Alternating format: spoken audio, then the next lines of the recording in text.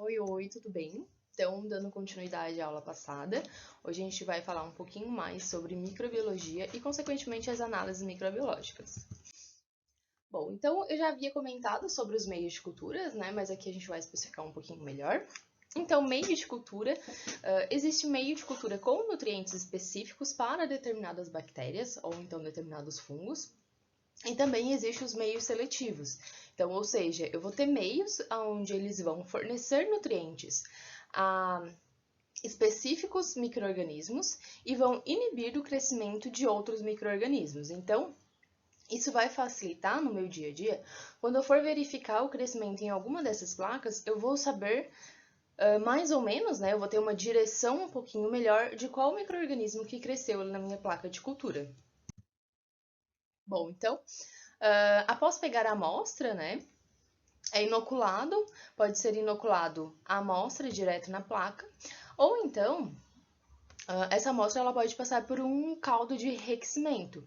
Então, ou seja, eu vou pegar a minha amostra, vou colocar num caldo de enriquecimento, que é um meio líquido, vou deixar por algumas horas, 12 ou 24 horas. Depois desse tempo, a expectativa é que se tivesse micro-organismo nessa amostra, tivesse muito mais crescimento, né? Tivesse muito mais números de bactérias, por exemplo, do que se eu não tivesse passado por um caldo de enriquecimento. Então, passo no caldo de enriquecimento e depois vou direto para a placa para deixar ali incubando por alguns dias, talvez. E dessa forma eu vou ter um crescimento que eu vou poder identificar se é uma bactéria, se é um fungo e qual bactéria que provavelmente teve crescimento nessa placa. Bom, então aqui eu tenho um exemplo. Essa placa aqui é a placa que a gente chama de mannitol. É uma placa onde ela tem um alto teor de sal e dificilmente as bactérias conseguem crescer nesse meio com alto teor de sal. Então, por exemplo, Staphylococcus aureus é uma das únicas bactérias que tem um bom crescimento nessa placa. Então, essa placa ela era toda vermelha, tá? Inicialmente, e depois de colocar uma amostra com Staphylococcus aureus, ela fica amarela. Isso diz que o micro-organismo ele cresceu, ele conseguiu se desenvolver e crescer nessa placa, de forma com que chegasse a mudar a coloração da placa, do meio de cultura, né? Aqui daí, por exemplo, tem um outro Staphylococcus, que é o Epidermidis, onde ele consegue crescer, mas não tanto igual o Staphylococcus aureus, e aqui tem uma outra bactéria aleatória que ela não consegue se desenvolver nessa placa, nesse meio de cultura rico em sal, né? Por exemplo, tem alguns exemplos de crescimento em placa. Então, aqui, primeiro eu tenho crescimentos de fungos, né? Que são como se fossem aqueles bolores mesmo, que às vezes a gente vê no pão, em alguma fruta, enfim. Então, aqui provavelmente foi uma placa de crescimento amplo. Então, existem também meios de cultura onde podem crescer diversas coisas, por exemplo, pode crescer diversos tipos de fungo, ou então crescer praticamente todos os tipos de bactérias. Às vezes é utilizado essas placas quando não consegue chegar numa bactéria específica ou não se tem noção de onde está vindo aquela amostra. Aqui a gente tem alguns exemplos de bactérias, né, de crescimento de bactéria. Então, aqui, por exemplo, só para a gente ter uma ideia, é o mesmo meio de cultura, então tem os mesmos nutrientes para crescimento de bactéria e também os mesmos seletivos, né, para excluir alguns tipos de crescimento de bactéria. E a gente teve duas colorações de crescimento diferentes. Então, isso nos indica que são bactérias diferentes.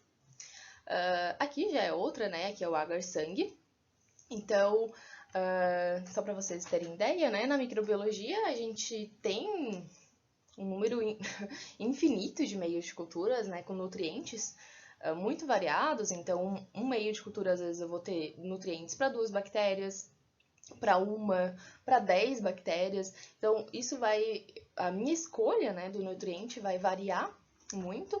Então, mas geralmente nos laboratórios já tem padrões, né, a serem seguidos, meios de culturas onde já são estabelecidos e devem ser seguidos para determinados tipos de amostra. Na indústria, por exemplo, também já existem padrões de meios de culturas para serem seguidos.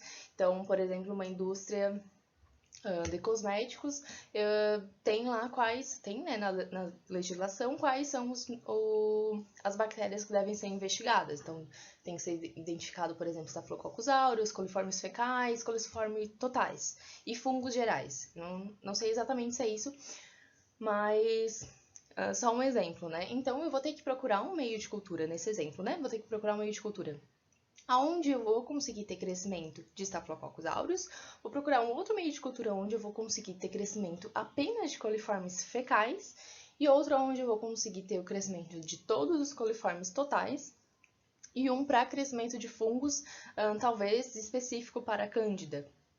Então, a escolha do meio de cultura, ela vai variar muito com o que eu quero procurar. Então, por exemplo, em amostras biológicas que vêm de hospital, é um pouquinho mais complicado, porque eu não sei o que eu posso encontrar ali. Então, geralmente, quando se vem amostras assim, onde é de urgência, né, emergência, e eu preciso saber o que tem ali, se utiliza o máximo de meios de culturas que se tem no laboratório, porque é onde tiver o crescimento, né, a gente vai ter uma noção melhor de onde, de qual bactéria ou de qual fungo que tem ali presente na amostra. E além disso também, além do crescimento em placa do cultivo, né, também se tem alguns outros testes bioquímicos confirmatórios.